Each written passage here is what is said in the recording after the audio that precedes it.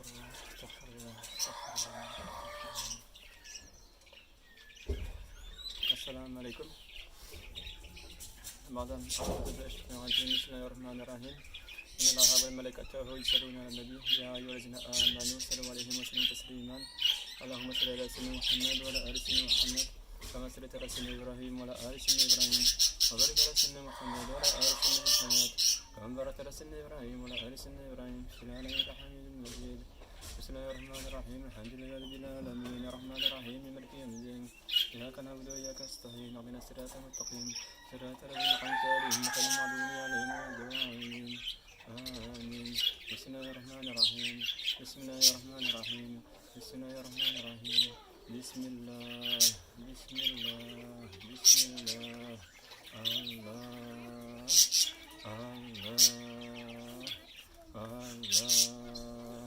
ولا حول ولا قوة إلا بالله العلي العظيم. Assalamu alaikum. Dans cette vidéo, je vais faire un témoignage de mon parcours pour rentrer dans l'islam et ensuite avec Sidna Cher. Et donc quand j'étais au Sénégal, j'avais commencé à lire les poèmes d'Ahmad Bamba et ensuite durant un magal, on a visité différentes personnes parmi les descendants d'Ahmad Bamba dans la ville de Touba. Et quand j'avais vu Sérine Abdulahad, à ce moment-là j'avais vu la lumière autour de lui et comme j'avais fumé juste avant, du coup j'ai baissé la tête parce que j'étais en train de faire j'avais fait des péchés. Et ensuite du coup je savais que c'était par lui que j'allais rentrer. Et pour parler de cette vision, ça c'était en 2013. Et donc avec lui j'avais vu la lumière autour et ensuite avec les lumières j'ai vu la lumière dans lui. Et donc quand on voit la lumière autour ou à l'intérieur, c'est pas pareil. Et ça on comprend bien avec le premier et le deuxième secret. Et encore, quoi dire autrement, c'est comme si Allah il m'avait montré, parce que à ce moment-là j'étais pas musulman encore, mais j'étais pas musulman. Et c'est comme si Allah il me montrait la porte pour rentrer en islam. Et ensuite avec une chair, c'était la porte pour rentrer dans les moumines parmi les croyants.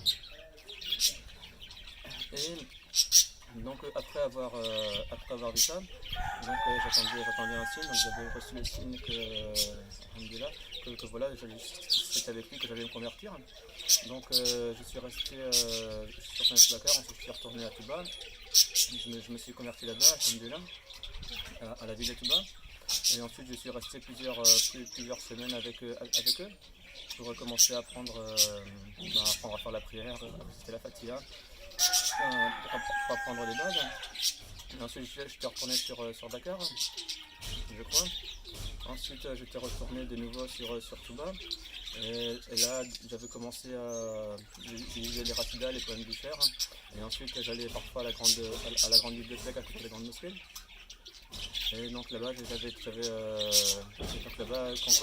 j'étais triste, je faisais le plus beau dhikr, la tristesse, elle s'en allait, c'était alhamdoulilah. Parce que du coup, j'étais un petit peu, disons que j'étais un petit peu dépressif, et puis du coup, ce réconfort, cette chose qui me manquait, du coup, je la trouvais dans l'alcool, la cigarette, tout ça. Et donc j'en avais plus besoin grâce au dhikr que j'avais trouvé dans les livres d'Ahmad Bamba. Et ensuite j'étais resté là-bas un certain temps. Ensuite je suis ressorti, j'ai voyagé. Quand j'étais sur Kaolack, je faisais un dhikr que j'avais trouvé dans une rasida. Et pendant toute cette période à Kaolack, pendant plusieurs semaines, ma seule préoccupation c'était de continuer à apprendre sur la religion, d'être bien avec ça. Et j'avais absolument aucune inquiétude sur quoi que ce soit. Le dhikr, moi, il réglait tout et puis j'avais j'étais dans un état j'avais aucune inquiétude concernant l'avenir, j'avais aucun regret concernant le passé. J'étais bien, Inch'Allah, et tout était facilité. Ensuite, j'étais de nouveau retourné sur Touba. Et après, là-bas, il n'y a pas beaucoup de. Enfin, à l'époque où j'étais, il n'y avait pas beaucoup d'arbres. Et puis quand je parlais des arbres, je disais que le calife, un des califes précédents, il avait coupé beaucoup d'arbres parce que les gens ils passaient trop de temps en dessous et du coup il voulait que les gens ils bougent, qu'ils s'activent. Donc il a coupé beaucoup d'arbres. Et puis moi j'avais besoin de nature, donc j'étais retourné à une école agroécologique dans laquelle j'étais avant. Et sur le chemin, à un moment, je sentais voilà, un danger. Donc j'avais fait le titre pour se protéger, le de protection. Et j'étais protégé, alhamdoulilah, j'ai eu aucun souci. Et donc pendant tout ce temps-là, j'ai pas vu la lumière. Mais j'avais toujours ce souvenir-là. Et quand j'étais resté comme ça auprès de ce monsieur à Touba, du coup j'attendais qu'il m'en donne plus et que j'avance plus dans ce domaine, mais j'ai pas reçu ce que j'attendais. J'avais rien reçu là-dedans. Et ensuite en arrivant à la ferme, donc ce petit là pendant le dernier, donc c'était après Touba, et là pendant le dernier quart de la nuit, je me levais tout seul, sans réveil, sans rien. Je me levais comme ça une demi-heure, une heure avant l'appel à la prière. Et puis comme je ne savais pas quoi faire, du coup je faisais 2 rakats et puis je faisais un peu de dhikr ou je lisais le Coran jusqu'à l'appel à la prière, et ensuite je faisais encore un petit peu de dhikr. Et ensuite les gens ils se levaient, donc soit j'avais le temps de me coucher un petit peu ou bien soit j'étais pour le petit déjeuner. C'était machallah. Et ensuite j'avais commencé à avoir l'idée de faire des dhikr à chaque pas que je faisais. Donc j'avais commencé à faire ça, et ce qui s'est passé, c'est qu'à un moment j'ai commencé à marcher sans même me... voilà, du coup je suis parti marcher comme ça. Et du coup cette fois-là, ça me fait penser qu'il y a un moment quand j'étais ici à Zawiya, j'étais devenu comme... j'étais devenu fou, on peut le dire. J'avais perdu la raison, je prenais sur la Zawiya, je ne savais pas quoi faire. Et ensuite, elle s'est dit cher, juste avec un regard ou une simple parole. Parce que ça arrivait plusieurs fois. Et donc, juste voilà, avec une simple parole, il m'a sorti de l'état ou un regard. En un quart de seconde, il m'a sorti de la folie pour me remettre de nouveau bien, quoi. Mais ceux qui n'ont pas de chair, du coup, ils peuvent faire beaucoup de dhikr. Et du coup, je me retrouvais dans un état de folie et n'avoir personne qui a la capacité de les sortir de là. Et donc, comme ça, c'est une nagale, il y a beaucoup de jeunes qui ont cette soif de faire du dhikr. Le dhikr, il y a quelque chose qui se passe. Mais ensuite, comme ils n'ont pas de chair, du coup, ils deviennent fous. Donc, il y a beaucoup de jeunes comme ça. Et peut-être que j'en faisais un peu partie à certains moments. Ensuite, quoi d'autre?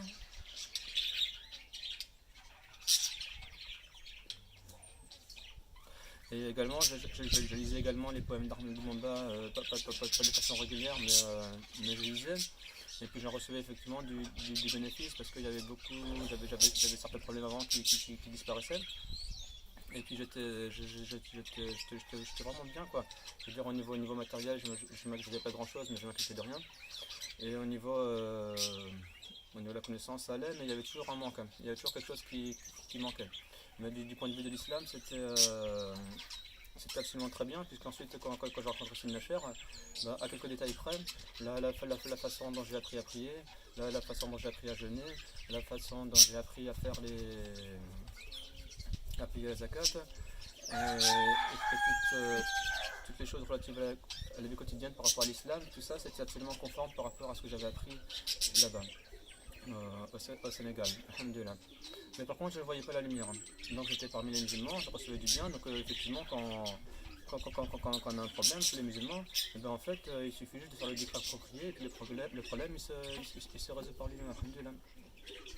Donc la solution c'est par le dhikr.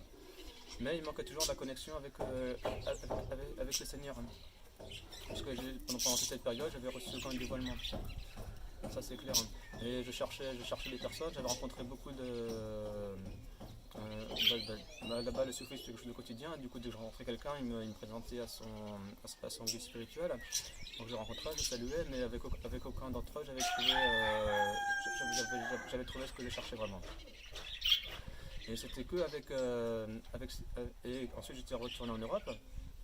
Donc en Europe c'était... Dieu m'a fait retourner. Et donc quand j'étais retourné en Europe c'était autrement plus difficile parce que là-bas quand j'étais au Sénégal, Un des conseils que Sayyidina Abdullah Ali m'avait donné, c'est de prier quand je vois les gens prier, de prier avec eux. Et donc là c'était facile, j'étais tout le temps à l'heure pour mes 5 prières parce que là-bas il y a des muscles partout, quand c'est l'appel à la prière, tout le monde entend l'appel à la prière. Et donc c'est hyper facile d'être à l'heure pour ces prières. Alors qu'en Europe, eh ben, c'était autrement plus difficile, du coup il y a parfois même des jours où je ratais des prières, où je devais rattraper des prières. C'était vraiment difficile et là je faisais plus des dicres pour recevoir les dons, j'essayais juste de trouver une sortie pour essayer de me maintenir dans la religion, dans l'islam. Et je voulais partir en Égypte également pour apprendre l'arabe, mais mes parents ils voulaient que, voilà, j'avais beaucoup voyagé, du coup mes parents ils voulaient que je me pose un petit peu. Donc je me suis posé, et alhamdoulilah, puisque quelques mois après, Sidi Cher il est venu en Europe. Et donc c'est pendant la venue de Sidi Nacher que j'avais vu la lumière. Donc je commençais à voir la lumière, il y avait un site sur Facebook qui était géré par des membres de la Tariqa Karia. Et donc, mais je ne savais pas, mais ça parlait beaucoup de la vision de Dieu, de la vision de la lumière. Et donc voilà, j'étais dedans, je lisais les potes, j'ai participé un petit peu. Et là, souvent, les soirs, quand je m'endormais, je commençais à voir comme quand la brasse d'une allumette, quand il y a une allumette, ça reste un petit peu rouge comme ça, c'était comme ça. Et ensuite, quand Sidi Cher il est venu sur Paris, voilà, à ce moment-là, ça m'a mis dans un état spirituel fort. Il m'a dit de venir au Maroc, et puis quand je suis allé au Maroc, là j'ai vu la lumière d'une façon vraiment claire, en voyant les grands exemples de la lumière. Et donc quand j'étais au Maroc, j'avais un peu de nostalgie du Sénégal, j'avais toujours ça dans mon cœur. Et donc Sidi Cher il m'a permis de retourner au Sénégal il n'y a pas très longtemps. Et donc je suis là-bas, j'ai fait ma mission, j'étais un petit peu avec d'autres pilotes. Donc j'ai vu qu'il n'y avait pas de lumière parmi les autres. C'est-à-dire qu'on est tous musulmans, mais la connexion avec la lumière, il faut que le wali soit vivant. Et une fois que le wali décède, c'est au moment de sa mort que l'esprit de la lumière il va trouver un autre réceptacle. Et Sidi Cher avait expliqué que si à ce moment-là, s'il ne trouve pas de réceptacle, la lumière revient dans le corps du wali et le wali continue de vivre encore jusqu'à trouver un réceptacle. Et donc c'est pas auprès des morts qu'on trouve cette connexion avec Allah, c'est auprès du Cher qui est vivant. Et ça, j'avais mis un peu de temps à le comprendre. Et il y a beaucoup de Sénégalais, beaucoup d'Africains qui dans le même cas que moi. C'est-à-dire qu'après, quand j'étais retourné là-bas, la première chose qui s'est passée quand j'étais retourné en Afrique, j'étais avec les frères. Il y avait Sidi Abdullah, il y avait Sidi Touré, il y a encore d'autres frères de Tariqa qui sont venus me voir. On avait organisé un petit magma et puis du coup quand ils sont venus pendant cette journée, quand les frères venaient, tous on a eu des manifestations de lumière, tous on voyait les nuages, on voyait la lune, on voyait des éclats de lumière, on voyait tous on a vu la lumière ce moment-là. Et quelques mois après, j'étais retourné sur Touba et donc là cette fois-ci en retournant sur Touba, j'ai pas vu la lumière. Alors que je m'attendais à voir la lumière, puisque Touba c'est une ville duquel on dit beaucoup de bien. J'avais de bonnes expériences avant. Et pour comprendre ça, c'est très simple. C'est qu'il y a des différences de degrés entre le croyant, le musulman, et le musulman qui n'a pas encore atteint ce degré de la croyance. Donc le musulman, il a une croyance, mais il n'a pas reçu l'ouverture spirituelle, il n'a pas reçu la vision de la lumière. Et il n'a pas reçu cette proximité avec la présence divine, il n'est pas dans la hadra divine.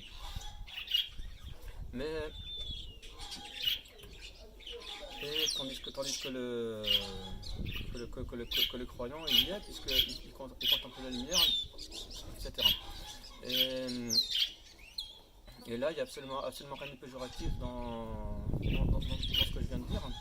Et Sidi Cher, il conseille à chacun pour savoir. Attends 2 secondes, que j'explique ça clairement. Je m'emballe un petit peu, je pars par là, c'est les émotions. Donc, connu qui dit que Allah il regarde les cœurs, il regarde pas les apparences. Et donc maintenant, si tu es habillé avec un volet de laine, un beau vêtement comme les mauvais disons, et tu as un visage plein de miséricorde, et ben, à ce moment-là, ça ne veut pas dire que je suis croyant, mais simplement j'ai l'apparence que j'ai. Et celui qui.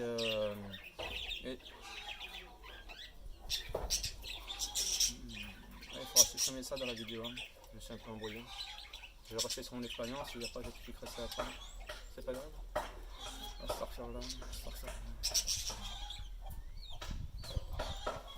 Et donc ensuite, en retournant à Touba, après avoir pris la baya, je m'attendais à recevoir des manifestations de lumière. Et j'ai pas vu la lumière pendant les 3 jours où j'étais là-bas. Et donc j'étais vraiment content de repartir de Touba. Et ensuite, quand je suis parti de Touba, il m'a fallu un petit peu de temps pour que la lumière elle revienne de nouveau bien. Et ensuite, Dieu il a fait que je me marie, alhamdoulilah. Il m'a permis de me marier. Et ensuite, on est avec ma femme, on est revenu à la Zavia. Ensuite, on est rentré au Sénégal de nouveau. Et il y avait le magal, la fête de l'anniversaire du père de la personne chez qui je m'étais converti. Donc j'étais retourné là-bas pour faire la fête avec eux. Avec cette fois une intention différente de la première. Et ce canal-là, plus j'expliquais aux gens que j'étais dans la Karkaria, que j'étais la lumière, que je voyais la lumière, que j'étais témoin de la lumière depuis que j'avais fait la baya avec Sidi Cheikh Mohamed Fawzi al-Karkari, que je pratique le wird le matin et le soir en expliquant qu'est-ce que c'est le wird. Ben, plus j'expliquais ça aux gens là-bas, et puis plus durant mon séjour, je commençais à voir la lumière. Et donc c'est à ce moment-là que j'ai commencé à mieux comprendre le lien avec la lumière. Voilà. Et ensuite, que dire encore? Ouais, concernant le fait que j'ai vu la lumière au début sur Serine Abdelhad, sur la personne avec qui je suis rentré en islam, alhamdoulilah. Mais il faut relativiser les choses puisque par exemple la lumière à ce moment-là je ne suis pas encore Karkari, je ne sais pas que le Karkari il existait et donc j'étais dans le j'étais en train de rentrer en islam alhamdoulilah. Et par exemple la vision de la lumière que j'avais vue avec Abdelhad, et bien ensuite il y a des visions de la lumière que j'ai une fois qu'on est à la baya, en regardant le sol, en regardant les murs, en regardant le ciel, on voit la lumière. Bien, par exemple, quand j'étais à Zawiya, j'avais vu la lumière sur une poule, sur une volaille. Et la vision de la lumière elle était plus grande. Dans le sens, dans le Coran, quand Sayyidina Ibrahim, alayhi wa salam, il a vu la lune, il a dit, c'est mon Seigneur, il est plus grand. Et donc la vision que j'avais vue sur le volaille, elle était plus grande que sur la vision qui m'a fait rentrer dans l'islam. Et ça veut dire que quand on voit la lumière sur quelque chose, on ne va pas commencer à adorer cette chose, on ne va pas commencer à avoir de l'adoration et à élever cette chose plus que sa réalité. Plutôt cette vision de la lumière, c'est quelque chose qui va permettre d'accéder à une connaissance. Et après avoir vu ça sur la poule, ben, du coup j'ai une compréhension sur une question que je me posais. Et pareil sur la vision quand j'ai vu la lumière autour du chef religieux, on peut dire ça, enfin du guide de certains disciples là-bas. C'était lui qui allait me faire entrer en islam et qui m'a appris tout bien puisque j'étais avec Bichère, c'est bon. Tout a été validé par Bichère, à part quelques détails. Alhamdoulilah. Donc voilà, donc j'ai fait la vidéo pour clarifier ça et bien expliquer la différence entre l'islam et l'imam. Et on n'a pas encore parlé des personnes, on en parlera dans d'autres vidéos, Inch'Allah, si Dieu nous le permet. Et que la différence, c'est que le dhikr il est efficace, c'est-à-dire que pour tous les musulmans, quand ils font le dhikr, c'est le avec sincérité, le dhikr il est efficace. Mais ensuite, concernant la rentrée dans la présence divine, la proximité avec Allah, qui permet le dialogue intérieur avec Allah et avec une réponse directe, c'est-à-dire une vision, et y avoir une réponse vraiment. Et bien pour ça, il faut rencontrer le croyant. Puisque Allah il a dit que ni les cieux ni la terre ne peuvent me contenir, seul le cœur du croyant le peut. Donc ça c'est une indication de clair de où est-ce qu'il faut chercher Allah. Il faut chercher le croyant. Et puis voilà, quand on parle de Dieu, il y a certains qui disent que Dieu il est partout et que voilà, Dieu il est dans mon cœur aussi. Ben, la réalité de cela, il faut à chacun de sonner son cœur. Allah c'est la lumière des cieux et de la terre. Et la lumière c'est un attribut d'Allah qu'on ne peut pas séparer de lui puisque c'est clairement. Dans le Coran, c'est pas écrit que Allah est ténèbres. Voilà. C'est Allah est la lumière des cieux et de la terre. Et il y a également le prophète quand on lui a demandé comment est-ce que la poitrine elle suivra l'islam concernant un verset du Coran, c'est un compagnon qui va demander ça au prophète et il a parlé de la lumière. Il a également dit la foi est une lumière. Al-Imam Nour. Et encore.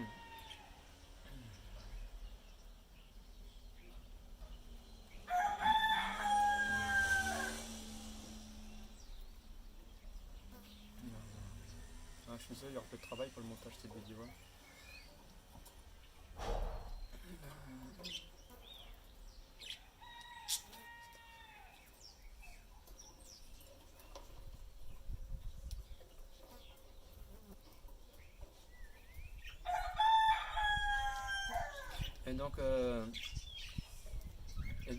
Et donc, quand Allah il est dans le cœur du croyant, ça veut dire que c'est la lumière. Et quand on commence à voir la lumière, ça veut dire qu'on commence à voir la porte qui va emmener dans la présence divine. Et pour ceux qui...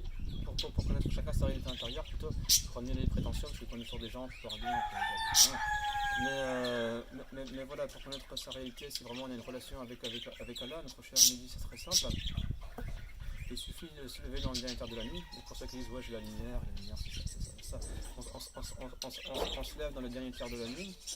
Quand il fait nuit, on se met dans une pièce sombre. On ferme tous les volets, on ferme tout de façon à ce qu'il y ait totale.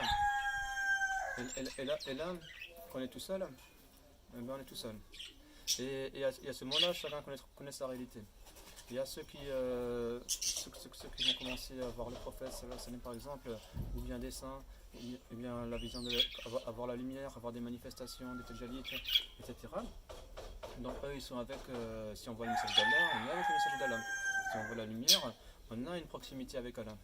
Si on voit, par contre, et c'était mon cas avant, je veux dire, avant, quand j'étais dans le noir, parfois même j'avais un petit peu peur. Parce que tout simplement, j'avais aucune lumière, malgré que je sois musulman.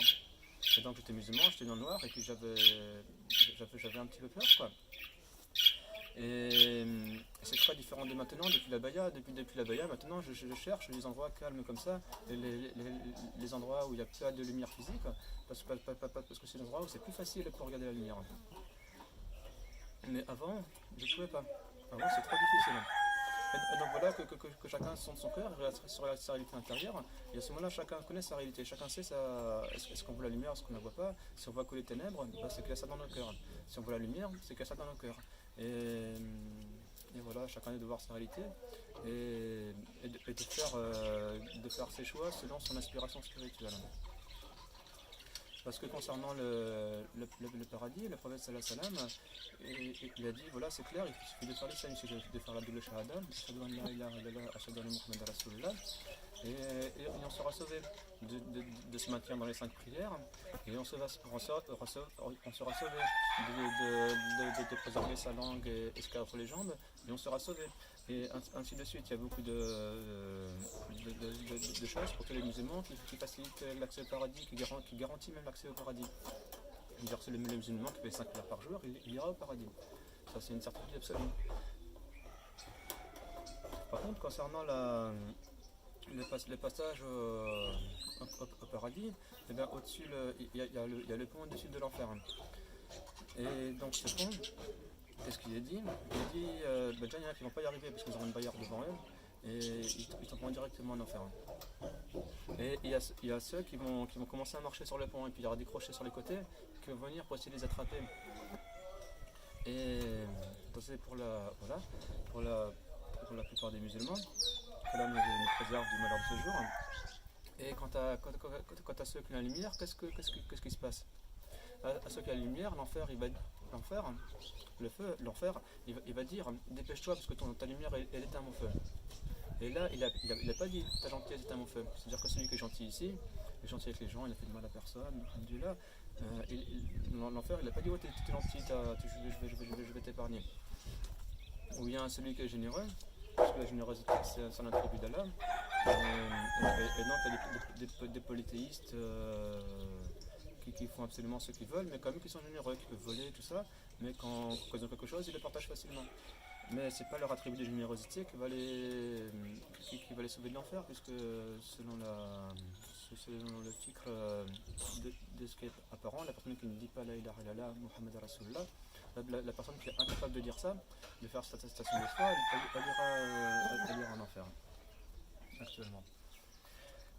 Voilà, donc c'est pas le fait d'avoir un attribut de Dieu qui va permettre d'être sauvé de l'enfer, c'est la lumière. Puisque l'enfer il dit ta lumière est à mon feu, c'est la lumière. Et la lumière, il faut la chercher maintenant. Attendre l'au-delà pour voir la lumière, je sais pas. C'est aussi le fait de faire des amans.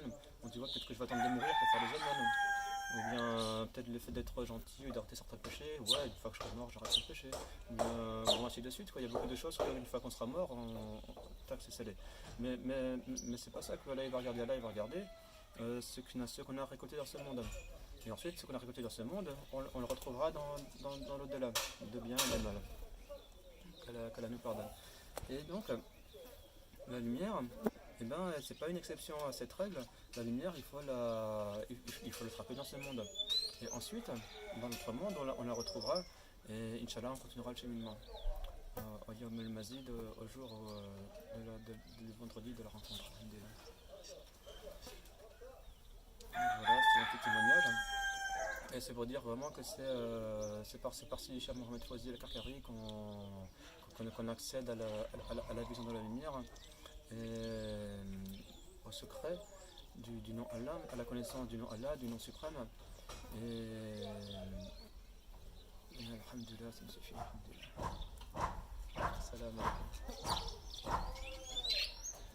اللهم صل على سيدنا محمد وعلى آل سيدنا محمد كما صليت على سيدنا إبراهيم وعلى آل سيدنا إبراهيم وبارك على سيدنا محمد وعلى آل سيدنا محمد كما باركت على سيدنا إبراهيم وعلى سيدنا إبراهيم في حميد مجيد سبحان ربك رب العزة عما يصفون وسلام على المرسلين